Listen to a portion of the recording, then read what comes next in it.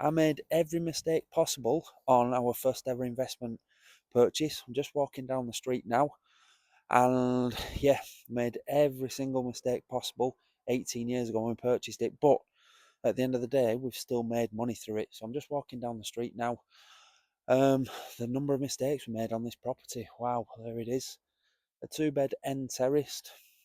First of all, we overpaid. We definitely overpaid for it. It was up for 60. We should have negotiated. We didn't do any negotiation. What else? We used to get cowboy trades in. That was fantastic. Big things as well. We didn't do any refurb as soon as we got hold of the keys. Other things as well. Won't be surprised if I get shouted at here now. Not one of the best areas. I'm going to say that.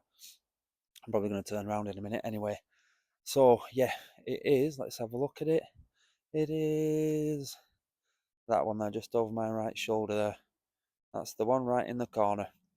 So yeah, we purchased it over asking, didn't negotiate, used to getting cowboy trades. And the biggest thing was tenants. We didn't do any type of tenant checks at all. What's this lad going to do here? Got to watch when he's cycling past, he's going to whip the phone. Needs to get up early if he does. So yeah, tenant checks. If they had a pulse, if they had cash on the hip, they were in, and that's bad. Definitely is. And we paid for it, we definitely did. So back into the sun. However, the things that we learned from it were that it's still increased in value. So it's still gone up. We purchased 60 for it in 2000 and 2007. So we purchased 60 for it then. We had it comfortably revalued at 120 18 months ago, 2 years ago. And a property which has prompted me to do this video really on this same street has gone up for 135 now. And again, if we had the opportunity, would we buy in this area again? No. Okay, because it's not really the best area. You've got to make sure though that you're understanding your return on investment, your return on capital employed. But are we glad that we've purchased it and we've still got hold of it? Of course we are. It was purchased at 60, it's now comfortably worth 120, 130. Property, like we tell my mentees, it's like a bad haircut. It will eventually grow out. You'll eventually grow out of it. So with that now, we overpaid, got cowboy trades in, did minimal maintenance, got bad tenant after bad tenant, apart from one that was really, really good that was in there for a number of years.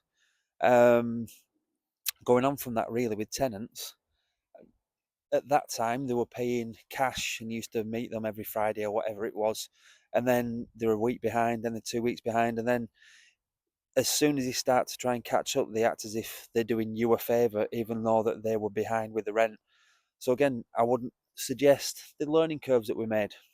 So that's why now, obviously, we've got everything really systemized. Definitely tenants checks needed. Just having a look at it again, really down there. Um, I'll move down here. So has it been a good investment? Yes. Would we do it again? Yes. When you're looking back for it, we're going to keep hold of it for 18 years, and it's increased in over 70,000 pound, and had passive income for probably 80% of that time. Definitely. So, any white belt investors watching this, you've got to make sure you have a strategy. What was our strategy when we first purchased that? There wasn't one. It was just, let's buy a house, let's put that 25% deposit down, and then let's have this passive income coming in. Little did we know, it needs to be systemized, it needs to have a good operation, you need to do tenant checks, all basic stuff nowadays, really. You need to register the deposit, you need to make sure that you're getting reputable trades in. So yeah, just always think to yourself, the mistakes that I quite openly share on this channel, that hopefully you're going to learn from them, bring them in, just to try and help you in your journey really. Again, do me a favor though, if you've got however many minutes I've been going now, 4 minutes through this, hit the subscribe button. Obviously give it a like as well. I'll try and walk back down the street again so you can see the numbers, but I don't want to be looking too iffy around here. So I'll leave it actually. So yeah, they paid rent each and every month on time. Let's have probably 80% of our ownership, which is fantastic. At one point, the mortgage on it was about 50 quid during the good old days when you had an interest of like 1.5%. So again, the money has been far better in that property, although we've had a lot more headache than it would have been if it was just sat in the bank and obviously being eaten away by inflation. So one thing that we always mention to our mentees: you're putting money in property, you've got to make sure you're doing it properly. You need to make sure you're educated, definitely, but it's always going to be that fight against inflation. Just can't really see the back of that property from there now. Yeah, it's right at the end. What are the gutters like?